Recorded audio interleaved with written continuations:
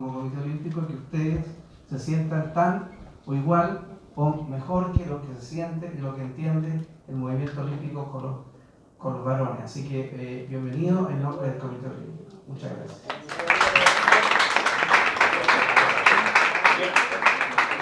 Bueno, muchas gracias. Por supuesto, dejamos a que las colegas sigan trabajando, por supuesto, con las jugadoras, con los dirigentes, con los protagonistas de este evento histórico. Club profesional. Sí, está muy contento porque él hace su sueño jugar para un club profesional. Y en el caso esto de que Chile juegue el Mundial, le da también mayor posibilidad de ser una vitrina para otros equipos del mundo. Est-ce que vous pensez puisque Chili a joué le mondial là, vous pensez venir à Santiago Morning, c'est une possibilité pour le club étranger capable. Oui, moi je pense ça parce que tant que j'ai apprendre que l'équipe ça il gagne une chaîne télévision ou radio qui est affiliée avec lui-même, qui pour lui-même, parce qu'à l'aide de vidéos, il y a problème et il y a problème si on est. Está segura porque recién lo sabía que el club tiene una estación de televisión y de radio y creo por estos medios va a tener acceso para llegar más lejos porque es la asociación. Si ella nos puede contar un poco de su trayectoria como jugadora. Est-ce qu'on peut raconter un petit trace de notre trajectoire comme joueuse de football?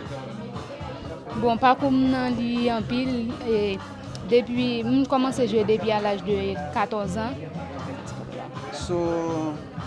Su meta es largo, porque empieza a jugar desde los 14 años.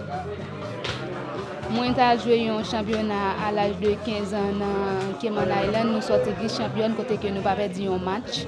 Fueron a jugar una competición internacional con la selección haitiana y salen campeón. Y sobre 15 eran campeones. Et puis dans U17, nous avons joué éliminatoire, nous éliminé dans la deuxième phase, nous avons pris meilleure gardienne et nous éliminé dans le troisième tour, nous avons fini quatrième. Et sobre 17 fueron a jugar igual y salen en cuarto y ella era el mejor arquera, la mejor arquera. ¿Este es? Sí. Dans U20, moi fait un grand parcours avec l'équipe moi contribué dans la qualification pour le mondial. En sub-20 había aportado mucho porque por su apoyo la selección ha llegado a calificar por la Copa del Mundo de Francia 2018. Et dans le mondial, là, malgré que j'ai eu un problème dans le genou, j'ai eu 3 semaines pour moi reprendre le terrain.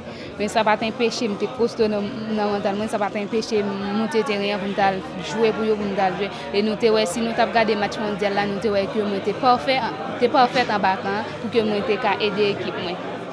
En el Mundial, cuando llegaron a Francia, ella tenía alguna molestia, pero eso no era un impedimento para jugar. Y si ella, por su parte, la selección haitiana salía como campeón. Et sur question nationale, moi vice-championne 2 fois avec l'équipe Aigle Brillant, club moi, et moi fini meilleure gardienne pendant 3-4 fois. En tema de campeonato nacional sale subcampeón 2 veces y es la mejor arquera con su club que se llama ¿cómo se dice? Aigle Brillante. Sí. C'est tout. ¿Eso es todo? Es la todo. Lo último, ¿cómo ella llega a Santiago Morning? ¿Cómo se da su fichaje por Santiago Morning? ¿Cómo fue arriver là? ¿Cómo fue jouer pour bon contrat pour venir dans le club?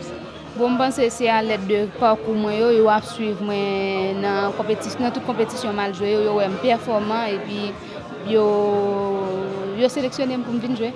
Cree que es porque el club lo estaba siguiendo por el YouTube y a través de la competición y así hicieron contacto con la Federación Haitiana y por medio de nosotros igual que están en Chile, que somos representantes de la Federación y así hacen los contactos. Vale, muchas gracias. Gracias.